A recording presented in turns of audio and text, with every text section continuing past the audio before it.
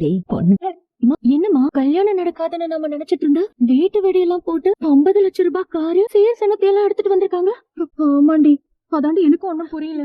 நேத்து அவ கல்யாணத்தை நிறுத்துறேன் பாரு, கையும் முயன கத்திட்டு போனாலே, அது என்னமாச்சு? ஏண்டி, ஒரு படத்துல கூட ஹீரோ 1/4 மணி நேரத்துக்கு ஒரு தடவை எல்லாத்தையும் மறந்துடுவாரு. அந்த மாதிரி அவளுக்கும் ஏதாவது நோய்கே இருக்குமோ? வீட்டுக்கு போறதுக்குள்ள எல்லாத்தையும் மறந்துருப்பாளோ? என்ன கருமமோ தெரியலமா. இது எப்படி? நம்ம ஒண்ணு நினைச்சா ஏதோ ஒண்ணு நடக்குதேடி. லேட் ஆயிட்டு இல்லீங்கய்யா. காவியா திருமுக்குல இருந்து ஊர்வலமா தான் போவேன்னு சொல்லிட்டா. தான் அங்க இருந்து வரதுக்கு கொஞ்சம் லேட் ஆயிடுச்சு சம்பந்தி. அப்படியா? சரி சரி, ரொம்ப சந்தோஷம். கண்டதெல்லாம் கனவு மாதிரியே இருக்கேடி. என்ன பண்றது, பொறுத்து இருந்து என்ன நடக்குதுன்னு பாப்போம்.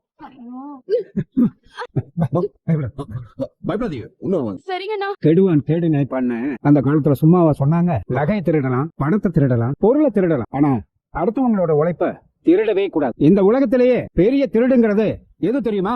இன்னொருத்தவங்களோட செயலை, இன்னொருத்தவங்களோட உழைப்ப திருடி அதை நான் தான் செஞ்சேன்னு சொல்லிட்டு வேறொருத்தன் அதன் மூலமா வீணடிச்சுக்காதமா. இங்க பாரு, முதல்ல உன் அப்பா கிட்ட போய் எனக்கு இந்த கல்யாணம் வேண்டாம்பா, நேத்து நான் இருக்கிறப்பவே என் கண்ணு முன்னாடியே இந்த வீட்டு பொண்ணு கிட்ட தப்பா நடந்துக்க பார்த்தான், அதனால எனக்கு இந்த கல்யாணம் வேண்டான்னு சொல்லி இந்த கல்யாணத்தை நிப்பாட்டிடுமா. அம்மாடி அம்மாடி, என் புள்ள பாட்டுக்கு சும்மா இருந்தவன ரூம்ல தனியா தானே இருக்க, மேல வா, நம்ம 2 பேரும் அப்படி இப்படி இருக்கலான்னு என் புள்ள மனச மாத்தினது இதோ. ஐயோ என் புள்ள மேல பழி போடுறியா? நீ எல்லாம் நல்லாவே இருக்க மாட்ட. இவ்வளவு நேரம்